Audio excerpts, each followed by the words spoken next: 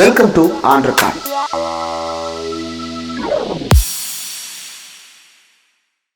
Welcome to on record. இன்றைக்கு நம்மோடு நேர்காணலுக்காக சிறப்பு விருந்தினராக பத்திரிகையாளர் திரு விவேகானந்தன் அவர்கள் இருந்திருக்கிறார். அவரோடு பேசலாம். வணக்கம்.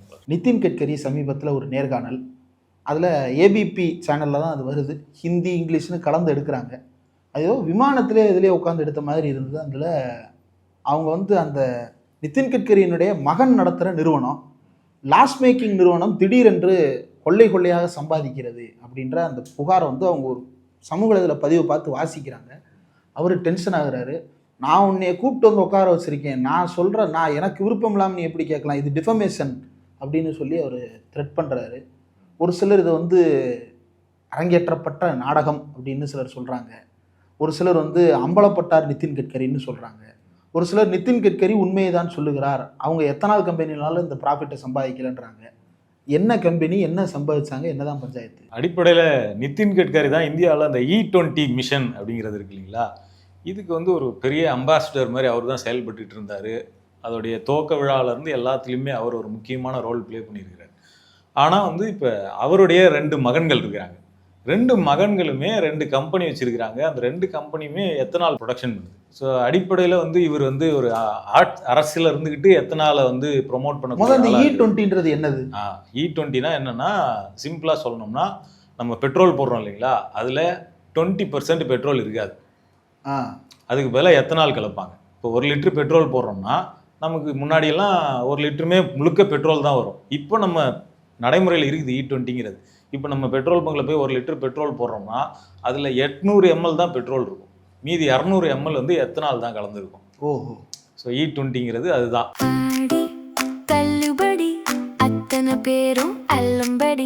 6 முதல் 60% வரை ஆடி தள்ளுபடியுடன் சூப்பர் சரவணா ஸ்டோர்ஸ், சென்னை, மதுரை, கோவை.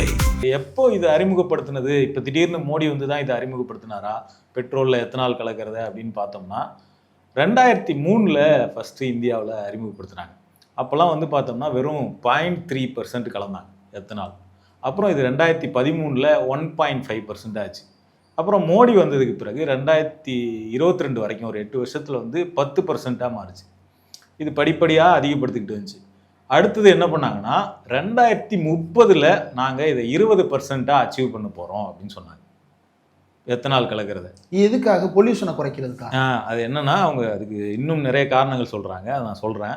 முதல்ல 2030 20% அச்சீவ் பண்ண போகிறோன்னு சொன்னாங்க. ஆனால் 2025 அதை அமலுக்கு கொண்டு வந்துட்டாங்க. அது ஒரு பெரிய எல்லா இடத்துலையும் கேள்வி வந்தது. அதுதான், நீங்கள் ஒரு ரோட் மேப், இது ஒரு சாதனை தானே, வேகமாக அந்த பெஞ்ச் மார்க்கை ரீச் பண்ணுறது சாதனை இல்லையா? அது ஏன் கொஸ்டினாக மாறுது அப்படிங்கிறது தான் முக்கியமானது. நீங்கள் 2030 ஒரு ரோட் மேப் போட்டு வச்சுருக்கீங்க, 2025 கலந்துடுறேன்னு சொல்கிறீங்க. கலக்கிறது அப்படிங்கிறது ஏன் சிக்கலாக மாறுதுன்னா, நம்ம யூஸ் பண்ணுற வண்டி இருக்குல்ல, இந்தியாவில் நம்ம ஓட்டுற பைக்காக இருக்கலாம், இல்லை காராக இருக்கலாம், இது எல்லாமே பியூரான பெட்ரோலில் ஓடுறதுக்காக தயாரிக்கப்பட்ட வண்டிகள். பெரும்பாலான வண்டி இன்றைக்கி ரோட்டில் ஓடிட்டு இருக்க வண்டியெல்லாம் எத்தனாலுக்கான தகுதியான வண்டிகள் கிடையாது. பியூராக பெட்ரோலில் ஓடுறதுக்காக தயாரிக்கப்பட்ட என்ஜின் எல்லாமே. அதில் முதல்ல 5% கலக்கிறப்ப ஒரு 5% தாங்குற அளவுக்கான வெஹிக்கிள்ஸ் செஞ்சாங்க. அடுத்து 10% தாங்கிறதுக்கான வெஹிக்கிள்ஸ் வரைக்கும் வந்தது. 20 அப்படிங்கிறது 2023க்கு பிறகு வர வண்டிகள் தான் 20% எத்தனால தாங்கும். ஆனால் இன்றைக்கி பெரும்பாலான வண்டி ரோட்டில் போகிறது எல்லாமே 2023க்கு முன்னாடி வாங்கினதா நல்லா தானே ஓடிக்கிட்டு இருக்கு எல்லா வண்டியும். அதுதான் இப்போ என்னென்னா, 20% எத்தனால கலந்த பெட்ரோலை இப்போ இன்றைக்கி அறிமுகப்படுத்தப்பட்ட பிறகு எல்லா இடத்துலையுமே மைலேஜ் குறைய ஆரம்பிச்சிருக்கு. ஆமாம். ஒரு வருஷத்துக்கு முன்னாடி 1 லிட்டர் பெட்ரோல் போட்டிங்கன்னா உங்கள் வண்டி ஒரு 50 கிலோமீட்டர் போகுதுன்னா, இன்றைக்கி அதே 1 லிட்டர் போட்டிங்கன்னா உங்களுக்கு ஒரு 45 அந்த மாதிரி தான் போகும். ஸோ ஒரு 5%, அரௌண்ட் 5% மைலேஜ் குறைய ஆரம்பிச்சிருக்குன்னு கவர்மெண்ட்டே ஒத்துக்குச்சு. இது நம்மலாம் ஒன்றும் கான்ஸ்பிரசியாக சொல்லலை, அரசாங்கம் அஃபீஷியலாக ஒத்துக்குச்சு, மைலேஜ் குறையுது தான் அப்படின்னு சொல்லிட்டு. இப்போ மைலேஜ் குறையுது, அப்போ நம்ம கூடுதலாக பெட்ரோல் அடிக்கணும். அப்போ பொல்யூஷன் இது கண்ட்ரோலே பண்ணலையே. இன்னொரு விஷயம் இருக்குது. இப்போ இவங்க சொல்கிறது 5%ன்னு கவர்மெண்ட் சொல்லியிருக்கிறாங்க, 3 to 5%. ஆனால் ஒரிஜினலாக மெக்கானிக்கில் இருக்கிறவங்க சில எக்ஸ்பர்ட்ஸ்லாம் என்ன சொல்கிறாங்கன்னா, ஒயரில் ஒரு ஆர்டிக்கிள் வந்திருக்கு, அதில் 10 to 15% அஃபெக்ட் ஆகுதுன்னு சொல்கிறாங்க மைலேஜ். இதுக்கு பருத்தி மூட்டை குடவுல இருந்திருக்கலாமே. அதனால் வந்து இவங்க என்ன சொல்கிறாங்கன்னா E20 நாங்கள் ஏன் இவ்வளோ பாதிப்புக்கு நடுவில் ஏன் இதை அமலுக்கு கொண்டு வந்தோம் அப்படின்னு என்ன சொல்கிறாங்கன்னா, ஃபஸ்ட்டு வந்து பொல்யூஷனை குறைக்கிறது. ஸோ கார்பன் மோனாக்சைடை கம்மியாக எமிட் பண்ணும் இந்த எத்தனால் கலந்து பெட்ரோல் அப்படிங்கிறது. ரெண்டாவது வந்து நம்ம வந்து இந்தியா வந்து ஹைலி வந்து எண்ணெயை வந்து இம்போர்ட் பண்ணுறதுலே டிபெண்ட்டாக இருக்குது. ஸோ இப்போ கூட பார்த்தோம்னா ஈரானில் வார் நடந்து இந்த ஸ்ட்ரெய்ட் ஆஃப் ஹார்மஸ் வந்து அடைக்கப்பட்டப்போ இங்கே பெரிய கிரைசிஸ் வந்தது. அப்போ அந்த ஆயில் டிபெண்டன்சியை இறக்குமதியை நம்பி இருக்கிறத குறைச்சி நம்ம செல்ஃப் சஸ்டெயினாக மாறணுங்கிறதுக்காக எதுக்கு ஃபுல்லாக 100% பெட்ரோலை கொடுக்கணும், அதில் ஒரு 20% எத்தனால கலந்துட்டோம்னா பெட்ரோல் 20% சேவ் ஆகுது இல்லை அப்படின்னு சொல்லிட்டு, அப்போ 20% பெட்ரோலை சேவ் பண்ணுறது மூலமாக நம்ம இம்போர்ட் பண்ணுற அளவை குறைக்கலாம்.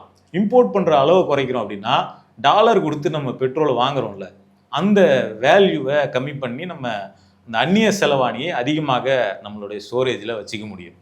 இதெல்லாம் வந்து அவங்க சொல்லக்கூடிய காரணம். ஆனால் மைலேஜ் குறைஞ்சா நான் கூடுதலாக பெட்ரோல் போடுவேன். கூடுதலாக பெட்ரோல் போட்டால் வாங்குறதுல எந்த குறையும் இல்லாமல் இருக்காது. வாங்குறது அப்படியே தான் மெயின்டைன் ஆக போகுது. அதே அளவை வாங்கினா தான் நான் கூடுதலாக பெட்ரோல் போடுறதுக்கும் சொல்லப்போனால் இது கன்சம்ஷன் அதிகரிக்கலையா? இல்லை அது வந்து அதே மாதிரி பழைய ஈக்குலிபிரியத்திலே தானே வந்து நிற்கிது இல்லை? இல்லை அது கம்ப்ளீட்டாக அப்படி நம்ம சொல்ல முடியாது. இப்போ இன்றைக்கி வந்து கவர்மெண்ட் அஃபீஷியலாக ஒரு தகவல் சொல்கிறாங்க, வருஷத்துக்கு 58,000 கோடியிலேருந்து இப்போது மொத்தமாக 1.5 லட்சம் கோடி வரைக்கும் நாங்கள் சேவ் பண்ணியிருக்கிறோம் இது வரைக்கும் இந்த எத்தனால் கலந்தது மூலமாக. 20%ங்கிறது பெரிய அமௌண்ட்டு. ஒவ்வொரு 1 லிட்டர்லையும் வந்து 200 ml அப்படிங்கிறது சின்ன அமௌண்ட்டு கிடையாது. 5ல் 1 பங்கு. எத்தனால்ன்றது லிக்கர் தான், சரக்கு. ஆமாம், எத்தனால்ங்கிறது எத்தில் ஆல்கஹால், நம்ம குடிக்கிற சரக்கில் அதை கலக்குவாங்க, அதை வச்சு தான் செய்வாங்க. இப்போ அதோடைய ஒரு பார்ட்டு தான் இதில் கலக்குறாங்க. இப்போ இதில் இன்னொரு சிக்கல் என்ன வருதுன்னா, வெறும் வந்து மைலேஜ் மட்டுமே பாதிக்கப்படுறது இல்லை. இன்றைக்கி நார்த் இந்தியா முழுக்க ஒரு இன்ஸ்டாகிராம் முழுக்க ஒரு பெரிய வேவாக கிரியேட் ஆகிடுச்சு, ட்ரெண்டாக. என்ன அப்படின்னா, நிறைய வாகனங்கள் வந்து போகும்போதே அப்படியே நிற்கிறது, ஸ்டாப் ஆகி. நிறுத்தி வச்சிருந்த வண்டி ஸ்டார்ட் ஆக மாட்டேங்குது. இப்படி பல பிரச்சனை வர ஆரம்பிச்சிருச்சு. அப்போ இது 20 தாண்டி போயிட்டு இருக்கா? ஆமாம், என்ன அப்படின்னா 20 தாண்டி போகுதாங்கிறத தாண்டி 20ஐயே இந்த வண்டிகளால் ஏற்றுக்க முடியல. என்ஜின் வந்து அரிப்புக்குள்ளாகுது. நம்ம இருக்கிற என்ஜின் வந்து எத்தனாலுக்கு ஒரு சின்ன அரிக்கிற தன்மை உண்டு, கரோஷன் இதுவாகும். அப்போ என்ஜின் வந்து இந்த E20க்கு தயாராக இல்லாத வண்டிகள் வந்து என்ஜினை தாங்க மாட்டேங்குது. அப்போ அது அரிப்புக்குள்ளாகுது. அதே மாதிரி இப்போ எத்தனால் வந்து ஆவியாகிறது அப்படிங்கிறது பெரிய டைம் எடுத்துக்கும். அப்போ நீங்கள் ஒரு வண்டியை வந்து ஒரு 10 நாள் எடுக்காமல் விட்டு வச்சுருந்தீங்கன்னா 11ஆவது நாள் அந்த வண்டி எடுத்து ஸ்டார்ட் பண்ணிங்கன்னா ஸ்டார்ட் ஆகாது. அப்போ ஸ்டார்டிங் ப்ராப்ளம் வர ஆரம்பிச்சு. வெளியே ஏன் வண்டி நிற்கிது? 50 ரூபா பெட்ரோலை தான் நிப்பாட்டினேன், இப்போ ஒன்றுமே இல்லை உள்ள. ஸோ இந்த மாதிரியான வாகனத்தை பாதிக்கிற விஷயங்களும் அதில் வர ஆரம்பிச்சதுன்னு சொல்லிட்டு நார்த் இந்தியா முழுக்க ஒரு பெரிய அதிருப்தி கிரியேட் ஆகிடுச்சு. சமீபத்தில் ஒரு சர்வே எடுத்தாங்க, அதில் பிஜேபி ஆதரவாளர்கள்ட்டே கேட்டிருக்காங்க போயிட்டு, இந்த எத்தனால் 20 கலக்கிறத நீங்கள் எப்படி பார்க்குறீங்கன்னு சொல்லிட்டு. சரி பாதி பிஜேபி ஆதரவாளர்களே எத்தனால் கலக்கிறதுல அதிருப்திக்குள்ளாயிருக்காங்க. ஸோ இன்றைக்கி நிதின் கட்கரி இதை பற்றி பேச வேண்டிய கட்டாயம் எங்கேருந்து வருது? அரசாங்கம் இவ்வளோ நாளாக அவங்க பேசலை, எப்பயோ அதை கலந்து அறிவிச்சிட்டாங்க. இன்றைக்கி ஏன் திடீர்னு இதை பற்றி அதிகமாக பேச வேண்டிய அவசியம் வருதுன்னா, பாஜகவினுடைய ஆதரவாளர்களே சரிபாதி ஆட்கள் வந்து பார்த்தோம்னா எத்தனால் கலப்பதன் மூலமாக அதிருப்திக்கு உள்ளாயிருக்கிறாங்க. ஏன்னா வாகனங்கள் நேரடியாக பாதிக்கப்படுறது அப்படிங்கிறத உணர்றாங்க. இப்போ இதெல்லாம் வந்து நிதின் கட்கரி ப்ரொமோட் பண்ண E20ஆல் வந்த பாதகங்கள். E20ஆல் வந்த சாதகங்கள் என்ன? சாதகங்கள் அப்படிங்கிறது தான் அவங்க சொன்னது, நம்ம முன்னாடி சொன்னோம் இல்லைங்களா, இந்த வருமானத்தை நாங்கள் சேவ் பண்ணோம். இல்லை, இது வந்து அரசாங்க லாபம். நான் கேட்கறது நிதின் கட்கரி அடைந்த லாபம். நிதின் கட்கரி அடைந்த சாதகம் அப்படிங்கிறது ரொம்ப முக்கியமானது. அவரோட 2 பசங்க இருக்கிறாங்க. அவங்க 2 பசங்களும் 2 எத்தனால் ப்ரொடக்ஷன் பண்ணுற கம்பெனி வச்சுருக்கிறாங்க. அதில் ஒன்று வந்து நிக்கில் கட்கரி, அவர் வந்து சியான் அக்ரோ அப்படிங்கிற ஒரு கம்பெனி வச்சுருக்கிறார். இன்னொரு பையன் வந்து சாரங் கட்கரி, அவர் வந்து மனாஸ் அக்ரோன்னு ஒரு கம்பெனி வச்சுருக்காரு. இந்த சியான் அக்ரோ கம்பெனி மட்டும் பார்த்தோம்னா அதோடைய ப்ராஃபிட் அப்படிங்கிறது கடந்த 5 வருஷத்துக்கு முன்னாடி அதோடைய ப்ராஃபிட் அப்படிங்கிறது வெறும் 5 கோடி. இன்றைக்கி அந்த கம்பெனியோட ப்ராஃபிட் அப்படிங்கிறது எத்தனால் 20 அறிமுகப்படுத்தப்பட்ட பிறகு அதோடைய ப்ராஃபிட் அப்படிங்கிறது 225 கோடி. கிட்டத்தட்ட 4500% அது வந்து அதிகமாக இருக்குது ப்ராஃபிட். அதே மாதிரி அவருடைய லாஸ்ட்டு ஒரு வருஷ ரெவன்யூ மட்டும் இன்க்ரீஸை மட்டும் எடுத்து பார்த்தோம்னா, ஒரு வருஷத்துக்கு முன்னாடி இருக்கக்கூடிய குவார்ட்டரில் அவருடைய ரெவன்யூ வந்து 17 கோடி தான். இன்றைக்கி வந்து அதே கம்பெனியினுடைய ஒரு குவார்ட்டர் ரெவன்யூ வந்து 510 கோடி. ஒரு குவார்ட்டரில், அது ஒரு காலாண்டில். ஆமாம், நிதின் கட்கரியை மையப்படுத்தி அவருடைய மகன் கம்பெனி அப்படிங்கிறது இவர் E20யை ப்ரொமோட் பண்ணுறாரு. அவருடைய மகன் கம்பெனி வளருது. அப்போ இந்த இடம் தான் கான்ஃப்ளிக்ட் ஆஃப் இன்ட்ரெஸ்ட்ல வந்து நிற்கிது. நீங்கள் அரசாங்கத்தில் இருக்கிறீங்க அப்படின்னா நீங்கள் உங்கள் சொந்தக்காரர்களுக்கோ அல்ல தெரிஞ்சவங்களுக்கோ நண்பர்களுக்கோ யாருக்குமே நீங்கள் உங்களுடைய ஒரு திட்டத்தின் மூலமாக ஃபேவர் பண்ண முடியாது. ஆனால் இவங்க வந்து E20 இவர் ப்ரொமோட் பண்ணிகிட்டே இருக்கிறாரு. அப்போ E20னால இந்திய அரசுக்கு வரக்கூடிய வருமானம் மட்டும் வளரல, இவருடைய பையனுக்கு வரக்கூடிய வருமானம் அதை விட அதிக வேகத்தில் வளர்ந்துக்கிட்டு இருக்கு. இப்போ இதில் நமக்கு இன்னொரு பக்கம் ஃபாரின் ரிசர்வ்ஸை இந்தியா சேவ் பண்ணியிருக்குது அப்படின்னு சொல்கிறோம் இல்லைங்களா? அப்படி நீங்கள் சேவ் பண்ணிட்டீங்க, ரைட்டு. இதனால ஒரு சராசரி குடிமகனா எனக்கு என்ன லாபம் அப்படிங்கிற ஒரு கொஸ்டின் இருக்கு. வண்டி பாதிக்கப்படுறது என்னோடது, மைலேஜை இழக்கிறது என் வண்டி தான், நான் தான் பர்சனலாக எல்லா வகையிலையும் பாதிக்கப்படுறேன். அப்போ எனக்கு நீ வந்து எத்தனால கலக்கிறதுனால என்ன லாபம்? நீ வந்து இம்போர்ட்டை குறைச்சிட்ட, அப்போ உனக்கு காஸ்ட்டும் கம்மியாகுது. அந்த காஸ்ட் கம்மியாகிறத நீ பெட்ரோல் விலையை குறைச்சி எனக்கு கம்மியான விலையில் பெட்ரோலை கொடுத்தியா அப்படின்னு கேட்டால் இல்லை. அப்போ அதுதான் இங்கே அடிப்படையிலான முக்கியமான கேள்வி. நீ வந்து 20% கலந்து என் வண்டியை பாதிக்க வச்சுட்ட, ஆனால் நீ அதனால் அடைஞ்ச லாபத்தில் எனக்கு அதனால் எந்த பெனிஃபிட்டுமே வரல. இதுதான் வந்து மக்களுக்கு இன்றைக்கி வந்திருக்கக்கூடிய மிக முக்கியமான பிரச்சனை. சரி, இந்த E20ங்கிறது சரியான தீர்வை நோக்கி தான் போகுதா அப்படிங்கிறது அடுத்த முக்கியமான கொஸ்டின். இப்போ ஏன் அப்படின்னா இன்றைக்கி வந்து எலக்ட்ரானிக் வெஹிக்கிள் அப்படிங்கிறத நோக்கி உலகமே மூவ் ஆயிட்டு. இந்த எத்தனால் 20 கலக்கிறது அப்படிங்கிறத வந்து உலகம் முழுக்க பல நாடுகள் பண்ணுறாங்க. இன்றைக்கி அமெரிக்காவிலேயோ ஐரோப்பிய நாடுகள்லையோ கூட E10 தான் நடைமுறையில் இருக்குது. வளர்ந்த பெரிய வளர்ச்சியில் இருக்கக்கூடிய நாடுகள்லேயே இன்னும் E20யை டெஸ்டிங் ஃபேஸில் தான் வச்சுருக்கிறாங்க. ஆனால் இந்தியா வந்து அதை அமல்படுத்திட்டாங்க. E20 ஆமாம், E20 அவங்க வந்து E10ல் தான் இன்னும் இருக்கிறாங்க. இவங்க E20 அதுக்குள்ளே 2030 நாங்கள் E30க்கு போய்டுவோம்னு சொல்கிறாங்க.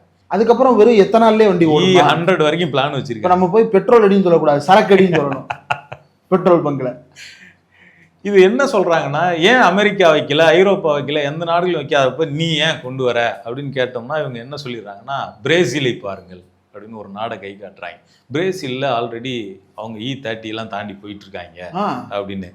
ஏன் பிரேசிலால் அது சாத்தியமாச்சு, இந்தியாவில் ஏன் சாத்தியம் கிடையாது அப்படின்னு சொன்னாக்கா, பிரேசில் எத்தனால் கலக்கிறது அப்படிங்கிறத 1973 ஸ்டார்ட் பண்ணிட்டாங்க. அவங்களுக்கு வந்து ஒரு பெரிய வரலாறு இருக்குது.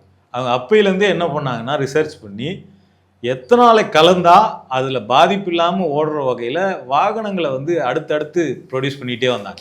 இன்னைக்கு பிரேசிலில் அவங்க பயன்படுத்துகிற பெரும்பான்மையான வாகனங்கள் அப்படிங்கிறது அவங்க கலக்கிற எத்தனால் அளவுக்கு மேட்ச் ஆகக்கூடிய வாகனங்கள். இப்போ ஃப்ளெக்ஸ் ஃபியூவல் வெஹிக்கிள்ஸ்லாம் இருக்குது. அது என்னன்னா நீங்கள் 100% எத்தனாலை வச்சு கூட ஓட்டலாம் அந்த வண்டியை. ஸோ பிரேசிலில் இப்போ அந்த மாடல் தான் அதிகமாக சேல் ஆகிட்டு இருக்கக்கூடிய வண்டி. இந்தியாவிலலாம் அது வந்து ஆரம்ப நிலையில் கூட இல்லை. அப்போ அவங்களோட நீங்கள் கம்பேர் பண்ணுறது அப்படிங்கிறதே ஒரு ஒத்து போகாத கம்பேர். இங்கே பெரும்பான்மையான ஆளுங்க வந்து 2010 மாடலு, 2008 மாடலு, 2015 மாடல்னு வச்சு ஓட்டிக்கிட்டு இருக்கோம். அப்போ இந்த வண்டியை கொண்டு வந்து நீங்கள் 20% எத்தனால கலந்தீங்கன்னா அது டொருன்னு நிற்க தான் செய்யும், இல்லை மைலேஜ் அடிபடும். இல்லை, ஒரு கியூரியஸான ஒரு இதாக, டாஸ்மாகில் விற்கிற மதுபானங்கள்லே 8% தானே அல்கஹால் இது 20% 8%க்கே மனுஷன் அவ்வளவு தள்ளாடுறாங்க. வண்டி எவ்வளவு தள்ளாடும். கண்ணுக்கு முன்னாடி இவ்வளவு பெரிய கொடூரத்தை அரங்கேற்றிட்டு இருக்கிறாங்க. இவருடைய மகன் கம்பெனி இவ்வளவு ப்ராஃபிட் அட்டைன் பண்ணியிருக்கு. அவங்க ஒரு கார்பரேட் கம்பெனி. கேட்டால் நான் வந்து செபியில் ரிஜிஸ்டர் பண்ணியிருக்கேன், அவங்களுக்கு நான் ரெக்கார்டை கொடுப்பேன், உங்களுக்கு கொடுக்கணும்னு அவசியம் இல்லை அப்படின்றாரு. அப்படி ஒரு கார்பரேட்டால் இயங்க முடியுமா? நான் என்ன சொல்கிறேன்னா, நீங்கள் எதையுமே நீங்கள் தப்பாக கணக்கு காட்டினீங்கன்னு நாங்கள் சொல்லலை. நீங்கள் காட்டின கணக்கெல்லாம் ரைட்டு தான். ஆனால் இதில் கான்ஃப்ளிக்ட் ஆஃப் இன்ட்ரெஸ்ட் இருக்குதா இல்லையா? உங்களை யாரும் இப்போ கம்பெனி அக்கௌண்ட்டை திறந்து காட்டுங்கன்னு சொல்லலை. உங்கள் அப்பா எத்தனால ப்ரொமோட் பண்ணுறாரு, உங்கள் கம்பெனி டெவலப் ஆகுது, நீங்கள் எத்தனால ப்ரொடக்ஷன் பண்ணுறீங்க, இது கான்ஃப்ளிக்ட் ஆஃப் இன்ட்ரெஸ்டா இல்லையா அப்படிங்கிறது தான் முக்கியமான கேள்வி. இப்போ எடப்பாடி இதே மாதிரி தான் ரோடு கான்ட்ராக்ட் விட்டாரு, சம்மந்தி எடுத்தாரு. அவர் என்ன எனக்கு ரத்த சொந்தமா அப்படின்னு கேட்டார். இப்போ இங்கே நேரடியாக ரத்த சொந்தமே வருது. இதை வந்து இப்போ ஒன்றிய அரசாங்க தரப்பு ஏதாவது விளக்கம் கொடுத்துருக்குறாங்களா? பார்லிமெண்ட்ல இதை யாராவது ரைஸ் பண்ணியிருக்கிறாங்களா? இதை எப்படி தான் அக்கௌண்டபிளாக மாற்றுறது? இது வந்து என்னன்னா இன்னைக்கு வந்து பெரிய பேசு பொருளாக மாறி இருக்கிறது அப்படிங்கிறதே பெரிய விஷயம். E20 ஆரம்பிக்கும் போது முதல்ல இன்ட்ரடியூஸ் பண்ணும்போது இது சும்மா சோசியல் மீடியாவில் மட்டும் பேசப்படுற ஒரு விஷயமா இருந்தது. அது கூட எப்படி ஒரு பெரிய விசிபிலிட்டிக்கு வந்ததுன்னா, ஸ்டாக் மார்க்கெட்ல இந்த சியான் அக்ரோவுடைய ஷேர் அப்படிங்கிறது திடீர்னு பறந்தது, உச்சத்துக்கு போச்சு. 20 மடங்கு 10 மடங்குன்னு லாபத்துக்கு உச்சத்துக்கு போச்சு. யாராக அதானி கிரீடுக்கு மேல போய்கிட்டு இருக்கான். கிட்டத்தட்ட 170 ரூபாயோ இன்னும் இருந்த ஷேர் வந்து ஆயிரக்கணக்கில் பறந்தது. ஸோ அப்போதான் இது வந்து என்னடா இது திடீர்னு இந்த ஷேர் பறக்குது, இது யாரோட கம்பெனின்னு பார்த்தா இவர் நிதின் கட்கரி பையனோட கம்பெனி. இந்த பக்கம் E20 ப்ரமோஷன் நடக்குது. அப்போ இதனால இது பறக்குது. அப்போ இதை வச்சு தான் இது வந்து அடிப்படையில் விசிபிலிட்டிக்கே வந்தது. இல்லைனா தெரிஞ்சிருக்குமான்னு கூட தெரில. அப்போ இது இனிமே தான் வந்து பேசு பொருள் ஆகிட்டு இருக்கு. இப்போ தான் நேரடியாக மக்கள் பாதிப்பை சந்திக்க ஆரம்பிக்கிறாங்க. அப்போ இப்போ கேள்வியை கேட்க வேண்டிய இடத்துக்கு ஊடகங்கள் நகர்ந்துருக்கிறாங்க முதல் ஸ்டெப்பாக. அடுத்தது எதிர்கட்சிகள் இது அடுத்தடுத்து நகர வேண்டிய இடத்துல இருக்கிறாங்க. அப்போ இப்போ வரைக்கும் வரல, இப்போ வரைக்கும் பெருசாக வரல. இப்போ சமூக வலைதளத்தில் இப்படி ஒரு பரபரப்பான ஒரு பேசு பொருள் கிளம்புது. இப்போ சமூக வலைதளத்துக்காகவே வந்து கட்சி தலைவர்கள் அறிக்கை கொடுக்குற அளவுக்கு நாட்டினுடைய சூழல் வந்து இன்றைய சூழல் எவால்வ் ஆயிருக்கு, ஆட்சிக்கே வரக்கூடிய அளவுக்கு எவால்வ் ஆயிருக்கு. அப்போ இந்த இன்றைய சூழலை பொறுத்தவரையில இந்தியாவில் இருக்கக்கூடிய பிற எதிர்கட்சிகள், பாஜக அல்லாத கட்சிகள் யாராவது ஃபோக்கஸ் பண்ணியிருக்கிறாங்களா? ஏன் அவங்க எடுத்துக்கல? அப்படி எடுக்கலைன்னா ஏன் அது சிக்கல்? இப்போ மீடியா வந்து சோசியல் மீடியாவில் இருக்கிற ஒன்று அவங்க எடுத்து ரிஃப்ளெக்ட் பண்ணுறாங்க. மீடியா கூட அது பொறுப்போட பண்ணதோ பிஆர் ஸ்டண்டோ, ஆனால் தே ஆர் டூயிங் சம்திங். எதிர்கட்சிகள் ஏதாவது செஞ்சிருக்கிறாங்களா? இது எவ்வளவு நாளாக இந்த பிரச்சனை போகுது? எனக்கு தெரிஞ்சு லிங்க்டின்ல 2025 ஆகஸ்ட்லேயே இதை ஒருத்தர் எழுதி ஒரு வருஷத்துக்கு முன்னாடி இருந்து இந்த பிரச்சனை ஓடிட்டு இருக்கு. எதிர்கட்சிகள் வந்து இதை சும்மா லைட்டாக அறிக்கை விடுறது அப்படிங்கிற இடத்துல இருந்து தான் அதை வந்து அணுகிறாங்களே தவிர ஒரு பெரிய பிரச்சனையாக மாற்றக்கூடிய இடத்துல அவங்க இல்லை. காங்கிரஸ் மாதிரியான ஒரு எதிர்கட்சி வந்து இந்தியா முழுக்க எல்லா பிரச்சனையிலுமே என்ன மாதிரியான நிலைப்பாடு எடுத்துட்டு இருக்காங்கிறது அவங்க ஜென்சிகளுக்கான கட்சி இல்லையா? அவர் வந்து ராஜஸ்தான்ல போயிட்டு ஒரு நாள் மாணவர்களை பார்த்துட்டு அவர் ஜென்சி பார்ட்டியா மாறிடுவாரு. தமிழ்நாட்டில் புரட்சி ஏற்படுத்தி இருக்கிறாங்க சார். என்ன புரட்சி ஏற்படுத்தினாங்க தமிழ்நாட்டில் அப்படின்னா, அவங்களுக்குள்ளே அடிச்சுக்கிட்டு செல்வ பெருந்தகையை வந்து ஒரு காங்கிரஸை சேர்ந்த ஒரு தலைவர் வந்து ஜாதி ரீதியாக இழிவுபடுத்தினார். இதை அவரே போயிட்டு இங்கேருந்து கிளம்பி போயிட்டு மல்லிகார்ஜுன கார்கே கிட்ட போய் கம்ப்ளைண்ட் கொடுத்துட்டு வந்தார். அந்த அளவுக்கு இன்னும் அந்த பண்ணையார்த்தனத்திலிருந்து ஒரு கட்சி தலைவராக இருந்தாலுமே நாங்கள் உங்களை ஜாதி ரீதியாக திட்டுவோம் அப்படிங்கிற மனநிலையில் இருக்கக்கூடிய பண்ணையார்த்தனம் மாறாத பூமர் பார்ட்டியாகத்தான் இன்னும் காங்கிரஸ் இருந்துகிட்டு இருக்கு. ஜென்சினா நீங்கள் தாவேக்கா கூட சேர்ந்துட்டா நீங்களும் ஜென்சி ஆயிடலாம் அப்படிங்கிற ஒரு கற்பனை அவங்களுக்குள்ள இருக்குது. ஆனால் அதுக்கு வந்து இது என்னன்னா, ரிட்டையர்மெண்ட் ஆனதுக்கப்புறம் வந்து ஒரு ஷூ போட்டு வாக்கிங் போகணும், ஒரு ட்ராக் டைட்டாக போட்டு போகணும், கொஞ்சம் ஜிம்முக்கு போக முடியலனாலும் கூட வாக்கிங் போய் ஒரு டைட்டான டிஷர்ட்டை போட்டுக்கணும். அப்போ தான் நம்மளும் யூத்து அப்படின்னு சொல்லிட்டு ஒரு இயல்பான ஒரு மனிதனுக்கு ஒரு கியூரியாசிட்டி வரும்ல, அந்த மாதிரி காங்கிரஸுக்கு அது வரக்கூடாதா? அப்படி ஒரு கியூரியாசிட்டி தான் வந்திருக்குது. கரெக்டாக சொல்லிட்டீங்க நீங்களே. அப்போ இது வந்து ரியல் ஜென்சி அப்படிங்கிற எலமெண்ட்லாம் காங்கிரஸில் இல்லை. இங்கே காங்கிரஸில் இப்போ வந்து பார்த்தோம்னா காமராஜர் பிறந்த நாள் யார் முன்வரிசையில் நிற்கிறது அப்படின்னு சொல்லிட்டு ஒரு பெரிய சண்டை ஒன்று ஓடிச்சு. ஸோ அந்த லெவலில் தான் அவங்க இருக்கிறாங்க அந்த பார்ட்டி. அதனால் அவங்கக்கிட்ட நம்ம பெரிய சேஞ்செலாம் எதிர்பார்க்க முடியாது. இதில் நம்ம இந்த E20 சில முக்கியமான கொஸ்டின்ஸ் எழுப்ப வேண்டியிருக்கு. என்ன அப்படின்னா, நீங்கள் வந்து இதிலேருந்து ஃபஸ்ட்டு வந்து இந்த ரெவன்யூ வர்றது, பொல்யூஷன்லாம் சொல்கிறீங்களா, இன்றைக்கி உலகம் முழுக்க எலக்ட்ரானிக் வெஹிக்கிள் நோக்கி நகர்ந்துக்கிட்டு.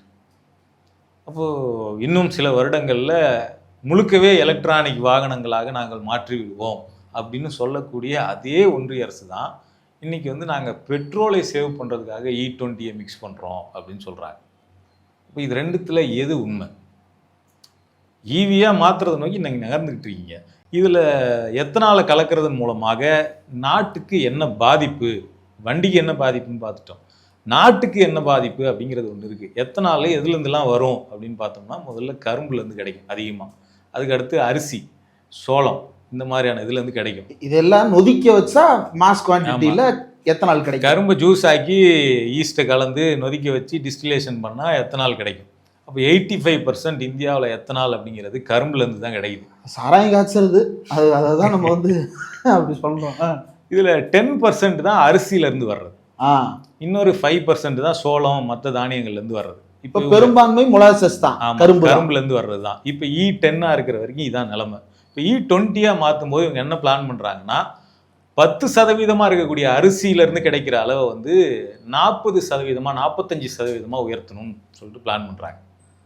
அப்போ 10%, அரிசியிலேருந்து கிடைக்கிறத 45% மாற்றணும் அப்படின்னா நீங்கள் வந்து ஃபுட் கார்பரேஷன் ஆஃப் இந்தியாவில் இருக்கக்கூடிய குடோனில் இருக்கக்கூடிய அரிசியை எரிபொருள் தயாரிக்கிறதுக்கு மாற்றணும், கன்வெர்ட் பண்ணணும். ஆமா. ஸோ இந்தியாவினுடைய பசி குறியீடு, உலக பசி குறியீட்டில் இந்தியா இன்னைக்கு எத்தனாவது இடத்துல இருக்குதுன்னா 127 நாடுகளில் 105வது இடத்துல இந்தியா இருக்கு. உலகின் 50% பசியால் வாடும் மக்கள் இந்தியாவில் இருக்கிறார்கள். அப்போ இருக்கிறவங்களுக்கே இங்கே பசியால் இருக்க, சோறு கிடைக்காம, அரிசி கிடைக்காம, உணவு கிடைக்காம இருக்கக்கூடிய இந்த நாட்டில் வந்து உணவினுடைய பெரும் பகுதி, அரிசியினுடைய பெரும் பகுதியை எரிபொருளை நோக்கி மாற்றினீங்கன்னா அப்போது இங்கே இருக்கக்கூடிய மக்களை நீங்கள் என்னவா மதிக்கிறீங்க? பெட்ரோல் இம்போர்ட்டை குறைச்சிட்டு அரிசி இம்போர்ட்டை இன்க்ரீஸ் பண்ணுற மாதிரி ஆகுது கடைசியில். அப்போ நீங்கள் என்ன சொல்கிறீங்கன்னா, நாங்கள் எக்ஸ்ட்ரா அரிசியை தான் நாங்கள் மாற்றுறோம் அப்படின்னு சொல்கிறீங்க.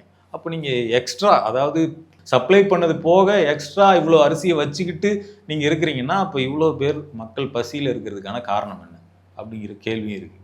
அப்போ இதை வந்து நீங்கள் தொடர்ச்சியாக பண்ணிகிட்டு இருந்தீங்க, இந்த 45% அதிகமாக்குறீங்க, ஃபுட் கார்பரேஷன் ஆஃப் இந்தியாவிலேருந்து அங்கே போகுது அப்படின்னா என்ன ஆகும்னா உங்களுக்கு வந்து ஒன்று உணவு சப்ளை குறையும், உணவுப் பொருட்களோட சப்ளை வந்து குறையும். இல்லைன்னா என்ன ஆகும்னா உணவுப் பொருள் வால்யூம் குறைஞ்சிட்டு டிமாண்ட் அதிகமாகும் போது ப்ரைஸ் இன்க்ரீஸ் ஆகும், உணவுப் பொருட்களுடைய விலை அதிகமாகும். ஆல்ரெடி வந்து நீங்கள் குறைச்ச எத்தனாலினுடைய ப்ரைஸ் வந்து எங்களுக்கு ப்ரைஸில் இதுவாகலை, பாதிப்பு உருவாகலை. இப்போது உணவுப் பொருளுடைய விலையும் அதிகமாகும். அடுத்தது வந்து தண்ணி. இப்போ எத்தனாலை ப்ரொடியூஸ் பண்ணுறதுக்கு வந்து கரும்பு தான் அதிகமாக பயன்படுத்தப்படுது இல்லைங்களா? இப்போ கரும்பை வந்து ப்ரொடியூஸ் பண்ணணும் அப்படின்னா நீங்கள் அதுக்கு வந்து எவ்வளோ தண்ணி, 1 லிட்ரு எத்தனாலுக்கு வந்து தேவைப்படுது அப்படின்னா மினிமம் 2860 லிட்ரு தண்ணி தேவைப்படுது 1 லிட்ரு எத்தனாலை ப்ரொடியூஸ் பண்ணுறதுக்கு. இது வந்து மினிமம் 10,000 லிட்டர் வரைக்கும் போகுது 2860. இது நேரடி நீர் பயன்பாடா அல்லது மறை நீர் பயன்பாடு? மறை நீர் பயன்பாடு, அதாவது கரும்புக்கும் இந்த பயிர்களுக்கும் பயன்படுத்தக்கூடிய தண்ணி. அப்போ இது வந்து நீங்கள் இன்னைக்கு வந்து E20 அச்சீவ் பண்ணணும் அப்படின்னா எவ்வளோ நாங்கள் எத்தனால் கொள்முதல் பண்ண போகிறோன்னு சொல்லியிருக்கிறாங்கன்னா 1700 கோடி லிட்டர் எத்தனாலை கொள்முதல் பண்ண போகிறோன்னு சொல்லியிருக்கிறாங்க. அப்போது இது மொத்தமாக இதோடைய வால்யூம் எவ்வளோ தண்ணி தேவைப்படும்னா 48,62,000 கோடி லிட்டர் தண்ணி தேவைப்படும். இது டிஎம்சி கணக்கில் பார்த்தோம்னா 1716 டிஎம்சி. இன்னைக்கு தமிழ்நாடு கர்நாடகா கிட்ட வெறும் 175 டிஎம்சிக்காக படாத பாடு சண்டை போட்டுக்கிட்டு இருக்கு. ஆனால் இங்கே எத்தனால் தயாரிப்புக்கு ஆகக்கூடிய தண்ணி அப்படிங்கிறது 1716 டிஎம்சி தண்ணி தேவைப்படும்.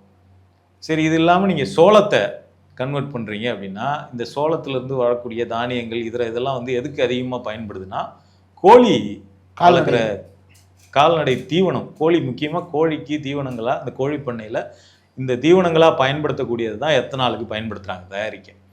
அப்போ இது கன்வெர்ட் பண்ணி நீங்கள் அனுப்பிச்சிங்கன்னா அப்போ அந்த தீவனங்களினுடைய தட்டுப்பாடு வரும், அதனுடைய விலை ஏறும். அப்போ அதனுடைய விலை ஏறுச்சுன்னா இன்னைக்கு மக்களுக்கு புரோட்டீனு குறைந்த விலையில் புரோட்டீன் கொடுக்கக்கூடிய சோர்ஸாக இருக்கக்கூடிய முட்டை, இறைச்சி, கோழி இறைச்சி இதோடைய விலை அதிகமாகும். ஸோ இந்த E20 சுற்றி பல சிக்கல்கள் இருக்குது. அப்போ இதுக்கு என்ன சொல்யூஷன் அப்படின்னு சொல்லிட்டு ஒரு அமைப்பு வந்து ஒரு ரிசர்ச் பண்ணுறாங்க. அதில் அவங்க என்ன சொல்கிறாங்கன்னா, நீங்கள் வந்து இந்த எத்தனால் ப்ரொடக்ஷனுக்காக ஒரு மாசான லேண்டை வந்து கன்வெர்ட் பண்ண வேண்டியிருக்கும். நீங்கள் புதுசாக உற்பத்தி பண்ணணும்ல, கரும்பையும் அரிசியையும் புதுசாக உற்பத்தி பண்ணணும் அப்படின்னா நீங்கள் உணவுக்காக இருந்த லேண்டை எரிபொருளுக்காக லேண்டையும் கன்வெர்ட் பண்ண வேண்டியிருக்கும். கிட்டத்தட்ட 38,000 ஸ்கொயர் கிலோமீட்டர் லேண்டை வந்து எரிபொருளுக்காக இந்தியாவுடைய லேண்டை வந்து நீங்கள் கன்வெர்ட் பண்ணணும். ஸ்கொயர் ஃபீட்டு கிடையாது, ஸ்கொயர் மீட்டர் கிடையாது, 38,000 ஸ்கொயர் கிலோமீட்டர். இதை வந்து நீங்கள் E20க்காக எத்தனாலுக்காக மாற்றணும். அப்போ இப்படி மாற்றுறதுக்கு பதிலாக அவங்க என்ன சொல்கிறாங்கன்னா, அந்த லேண்டை வந்து ரெனியூவபிள் எனர்ஜி ப்ரொடியூஸ் பண்ணுறதுக்காக பயன்படுத்தினீங்கன்னா நீங்கள் எலக்ட்ரானிக் வெஹிக்கிள்ஸுக்கான பவர் அதில் வந்து ஈஸியாக ஜென்ரேட் பண்ணிட்டு போயிடலாம் அப்படின்னு சொல்கிறாங்க. அதில் வந்து 1 ஹெக்டேருக்கு நீங்கள் சோலார் பிளான்ட் போட்டிங்கன்னா அதுலேருந்து வரக்கூடிய கரண்ட்டை எடுத்து ஒரு எலக்ட்ரானிக் வெஹிக்கிள் எவ்வளோ தூரம் போக முடியுமோ அந்த தூரத்தை எத்தனால் பயன்படுத்தி நீங்கள் ஒரு வண்டியை ஓட வைக்கணும் அப்படின்னா 187 ஹெக்டேருக்கு சோளத்தை போடணும்னு சொல்கிறாங்க. அப்போ உங்களுக்கு குறைவான சோர்ஸில் வந்து ரெனியூவபிள் எனர்ஜியை பயன்படுத்தி நீங்கள் எலக்ட்ரானிக் வெஹிக்கிள்ஸை வந்து மாற்ற முடியும்ன்ற அந்த இது இருக்கும்போது எதுக்கு வந்து எத்தனால் உணவு கொண்டு போயிட்டு எதுக்கு ஃபியூவலாக கன்வெர்ட் பண்ணுறீங்க அப்படிங்கிற ஒரு ஆர்கியூமெண்ட் வந்து ரொம்ப இம்பார்ட்டண்ட்டான ஆர்கியூமெண்ட் இது. ஏன்னா வந்து உணவு தட்டுப்பாட்டால் வந்து மக்கள் பாதிக்கப்பட்டுக்கிட்டு இருக்கக்கூடிய ஒரு நாட்டில் உணவுக்கான லேண்டு, தண்ணி இது மாதிரியான உணவுப் பொருள், டைரக்டான உணவுப் பொருள் இது எல்லாமே ஃபியூவலாக மாற்றப்பட்டுக்கிட்டு இருக்கு. ஆனால் இதனுடைய பலன் எதுவும் மக்களை வந்து சேர்றது கிடையாது. அப்போ இது வந்து ஒரு ஒரு பெரிய பாதிப்பை வந்து மறைமுகமாக நாட்டுக்கு ஏற்படுத்தக்கூடியது. இது E20க்கே நம்ம இவ்வளோ சொல்லிக்கிட்டு இருக்கோம். இது E30, E45, E50, E85ன்னு போச்சுன்னா இந்தியாவினுடைய ஒட்டுமொத்த உணவுப் பொருள் அல்லது ஒட்டுமொத்த விவசாய லேண்டையுமே நம்ம ஃபியூவலுக்காக தான் பயன்படுத்தணும். ஸோ ஒரு மினி துபாயாகவோ அல்லது கத்தாராகவோ வந்து இந்த லேண்ட் எரிபொருளுக்கான லேண்டாக இந்தியாவை மாற்றக்கூடிய ஒரு வேலை அப்படிங்கிறது நடந்துகிட்டு இருக்கு. ஒன்று மண்ணுக்கு அடியில் எண்ணெய் எடுக்கிறான், இல்லைன்னா மண்ணை மூடி எண்ணெய் எடுக்கிறான். மாறி மாறி எண்ணெய் எடுத்து இந்தியாவினுடைய சூழலியல் என்று பல்வேறு விஷயங்களை பற்றி விரிவாக பேசியிருக்கீங்க. இவ்வளவு நேரம் ஒதுக்கி இந்த நேர்காணல் நன்றி.